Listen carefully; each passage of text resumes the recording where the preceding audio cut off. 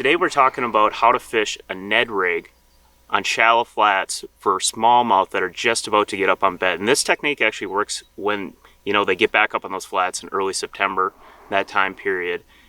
And unlike the generic use of this bait is just dragging it and kind of slowly working it on bottom, we're actually swimming this thing. Swimming it very similar to a hair jig.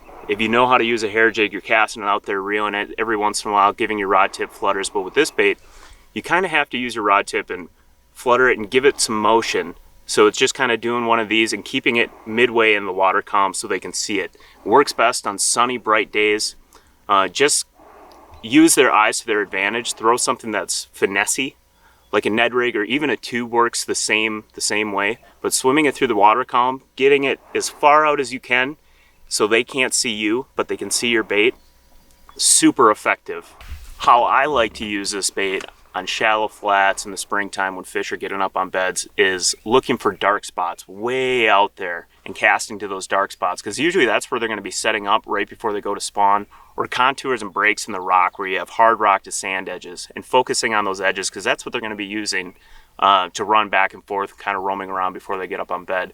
But this bait, I like to cast it out there, get it about midway down into the water column, depending on clarity, and just slowly jiggle my slack back and slowly turn the reel hand over so the bait is always quivering in the middle of the water column. Since it's up in the water column, smallmouth have great eyes, and they're going to be able to see that bait and track it down from a long ways away. And if you ever see one do it close to the boat, you know exactly what I'm talking about. They stalk it, they'll look, they'll follow it, and as soon as you make a dip or something changes in that retrieve, they come up and engulf it.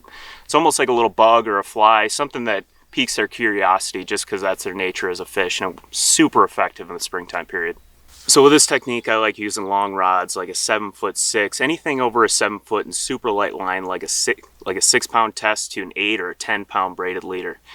If you want to know more on why I use long rods, click the link above. If you like this video, please subscribe, like the video. Questions, comments, concerns below. Thank you much.